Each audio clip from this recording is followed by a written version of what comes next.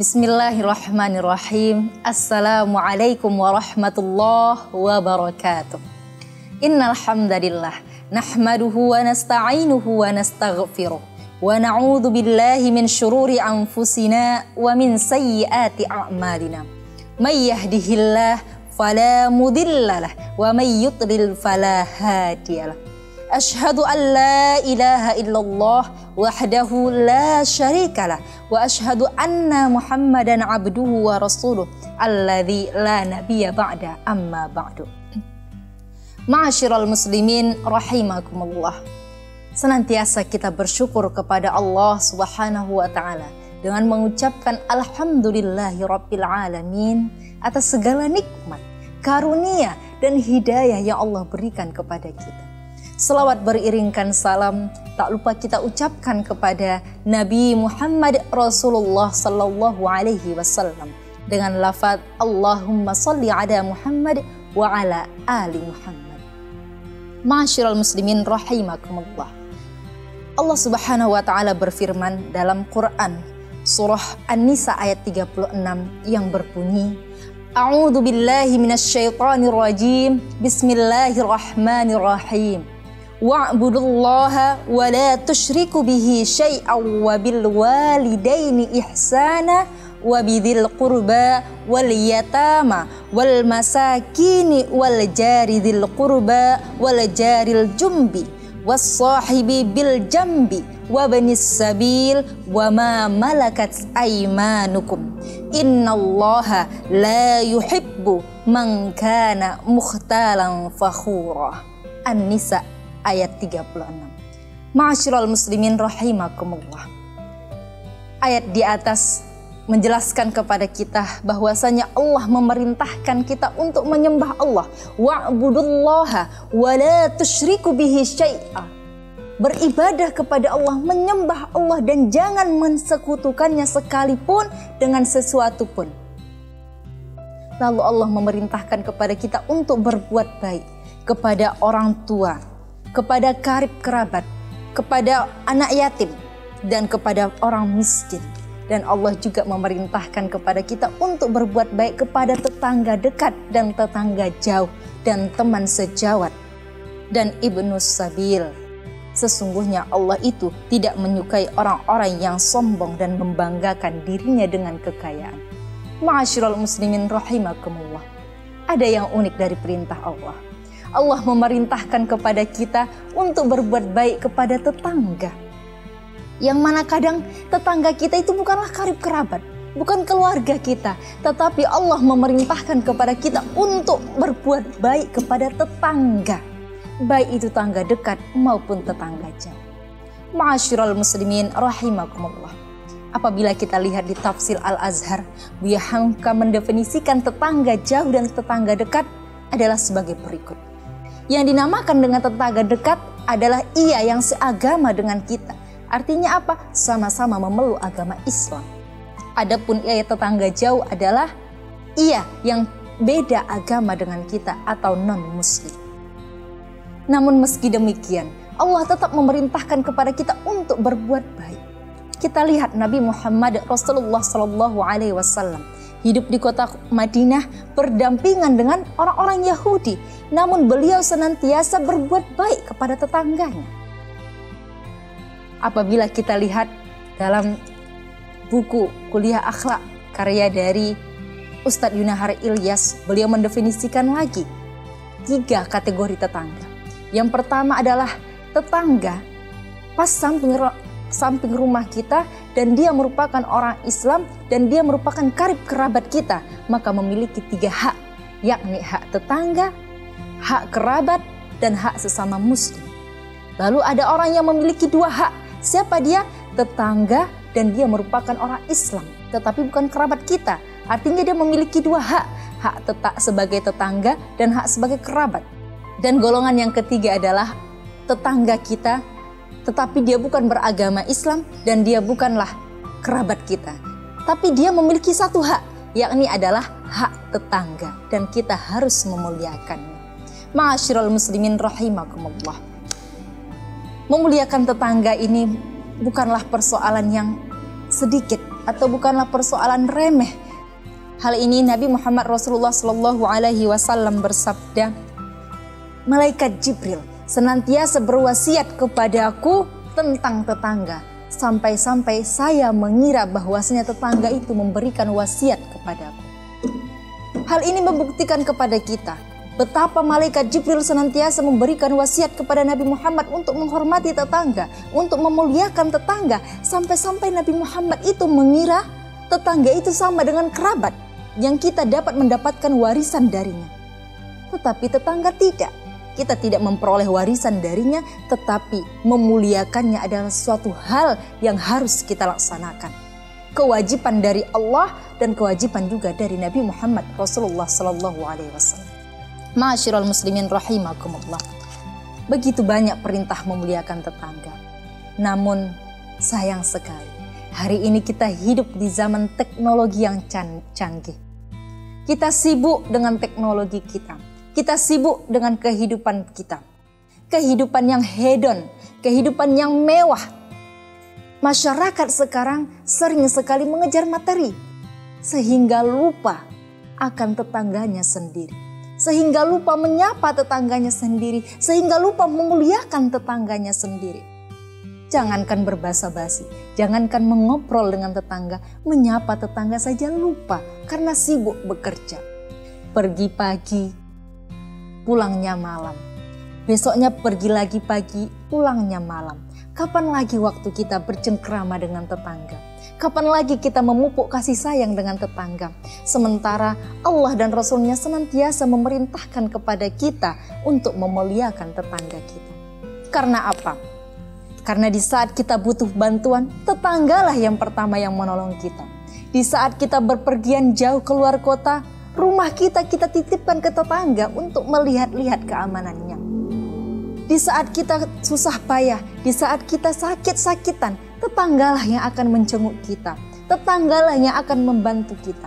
Di saat kita ada acara, tetanggalah yang menolong kita.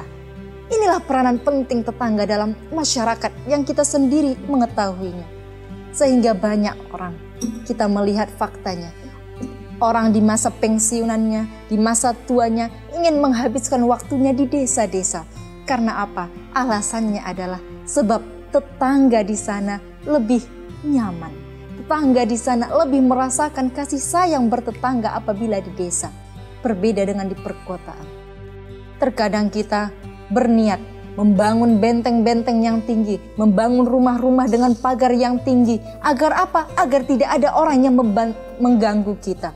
Sementara Allah ini melahirkan kita sebagai makhluk sosial yang membutuhkan orang lain, terutama tetangga. Ma'asyiral muslimin rahimakumullah. Dalam himpunan Putusan Tarjih Muhammadiyah Jilid 3 dijelaskan tentang perilaku terhadap tetangga. Yang pertama adalah memperlakukan tetangga dengan sebaik-baiknya. Ma'asyiral muslimin rahimakumullah. Hal ini bisa kita contohkan dengan memberikan salam atau memperlakukan tetangga dengan senyum, memperlakukan tetangga dengan baik. Lalu yang kedua adalah bersikap ramah tamah dan berlapang dada. Artinya jangan terlalu pelit terhadap tetangga. Terkadang kita sibuk memikirkan ini punya kita, ini punya kita. Akhirnya terjadilah pertengkaran dengan tetangga. Yang ketiga adalah pandai membawa diri serta menjauhkan diri dari segala perbuatan yang tercela. Yang keempat adalah saling mengunjungi, menjalin silaturahim. Hal ini bisa kita buat dengan cara yang dicontohkan oleh Rasulullah Sallallahu Alaihi Wasallam. Beliau memerintahkan kepada kita, apabila kalian memasak, maka lebihkanlah kuahnya untuk dibagikan kepada tetangga. Melalui kuah tersebut kita bisa bagikan ke tetangga. Yang ini gunanya adalah menjalin silaturahim. Hal ini menunjukkan kepada kita bahwasanya begitulah Rasulullah memerintahkan kepada kita untuk memuliakan tetangga. Yang kelima adalah saling membantu dalam berbagai hal yang bisa dilakukan. Seperti kita membangun rumah, kita pinjam kita pinjam kepada tetangga, atau kita ada walimahan, kita minta tolong kepada tetangga. Tetangga juga demikian. Kita selaku tetangga apabila melihat tetangga kita membutuhkan bantuan kita, kita bantu semampu kita. Oh, kita melihat tetangga kita sedang acara walimahan, kita juga ikut senang, kita ikut membantu. Namun sekarang yang sering terjadi adalah SMS. Susah melihat orang senang, senang melihat orang susah. Padahal kita hidup bertetangga. Ma'asyiral muslimin rahimakumullah. Lalu yang ketujuh adalah saling menasehati dalam kebaikan. Artinya adalah amar ma'ruf nahi munkar. Makanya wajar ketika kita hidup di pedesaan, hal ini masih terjadi. Ketika ada anak tetangga yang tidak baik, kita nasihati dengan cara baik. Ketika kita melihat kebaikan di tetangga, kita contoh. Ketika kita lihat kemungkaran di tetangga kita atau kita sendiri, kita minta pendapat dari tetangga kita minta nasihat dari tetangga kita. Dan makanya cara menasihatinya adalah dengan cara kebaikan. Lalu yang kedelapan adalah menghindari perilaku menyelidiki tentang rahasia tetangga. Ma'asyiral muslimin rahimakumullah. Hal ini sering terjadi di kita. Kita sibuk mencari aib tetangga kita. Bukannya melindungi aib tetangga, tetapi sibuk mencari aib tetangga. Lalu setelah dapat satu aib, kita sebarkan ke sana kemari. Kita sebarkan ke sana kemari. Kita ajak anggota masyarakat yang lain. Lalu kita menggunjingkan tentang tetangga kita. Kita mendengar tetangga sebelah kita bertengkar. Lalu kita ungkit aib tersebut di depan masyarakat umum. Kita gosipkan. Hal tersebut sungguhlah tidak baik. Karena Rasulullah SAW bersabda, orang yang menggunjing tetangganya tidak akan mencium bau surga. Ma'asyiral muslimin rahimakumullah. Lalu yang selanjutnya adalah tidak menyakiti dan mengecewakan tetangga. Baik itu menyakiti dengan lisan maupun menyakiti dengan perilaku. Nabi SAW bersabda, ada seorang laki-laki datang kepada Rasulullah lalu bertanya, "Ya Rasulullah, ada seorang wanita, dia terkenal dengan rajin ibadah, rajin sholat, puasa dan sedekah, tetapi dia menyakiti tetangganya dengan perkataannya." Rasulullah menjawab, "Neraka baginya." Lalu pemuda tadi bertanya lagi, "Ada seorang wanita juga Rasulullah yang terkenal, ibadahnya sedikit, sholatnya sedikit, puasanya sedikit, sedekahnya sedikit. Dia hanya bersedekah dengan sepotong keju, tetapi dia tidak pernah menyakiti tetangganya dengan mulutnya." Rasulullah menjawab, "Surga baginya." Hal tersebut kita lihat bahwasanya di mana Rasulullah SAW memerintahkan kita untuk tidak menyakiti tetangga walaupun dengan ucapan kita. Terkadang yang terjadi di masyarakat kita adalah ucapan kitalah yang menyakitkan tetangga. Ucapan kitalah yang membuat hatinya sedih. Ucapan kita pula lah yang membuat pertentangan di antara kita bertetangga sehingga tidak sapaan. Sementara Rasulullah sudah menjawab, Rasulullah sudah menjelaskan bahwasanya tidak ada surga bagi orang yang menyakiti tetangganya. Seperti wanita yang dijelaskan Rasulullah SAW tadi. Oleh karena itu, jangan sekali-kali kita menyakiti tetangga kita. Baik itu secara lisan maupun secara perbuatan. Dengan lisan saja tidak boleh, apalagi dengan perbuatan.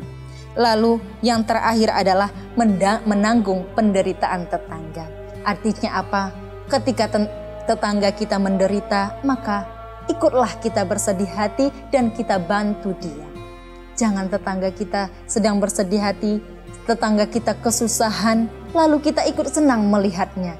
Tetapi ikutlah membantunya dan kita bawa dia juga ke dalam kesenangan. Ma'asyiral muslimin rahimakumullah. Itulah tadi yang dapat saya sampaikan seputar dengan tetangga, yaitu bagaimana kita memuliakan tetangga kita. Allah Subhanahu wa taala dan Nabi Muhammad Rasulullah sallallahu alaihi wasallam memerintahkan kepada kita untuk memuliakan tetangga. Tetangga adalah orang yang terdekat kita. Tetangga adalah orang yang senantiasa pertama tahu setelah orang yang ada di dalam rumah kita tentang apa yang kita jalani dalam kehidupan sehari-hari. Hendaklah kita bertetangga itu saling menjalin silaturahmi yang baik, menjalin kasih sayang yang baik, bukan mengedepankan ego, bukan mencari aib yang menimbulkan pertentangan. Ma'asyiral muslimin rahimakumullah. Demikianlah yang dapat saya sampaikan. Semoga kita bisa mengambil pelajaran dan hikmahnya. Dan semoga kita bisa hidup dengan damai dan tenang dalam bertetangga. dan semoga kita menjadi penghuni surga nantinya bersama tetangga kita. Amin ya rabbal alamin. Terima kasih atas segala perhatian, mohon maaf atas segala kesalahan. Hayatul fata bil ilmi wat tuqa. Assalamualaikum warahmatullahi wabarakatuh.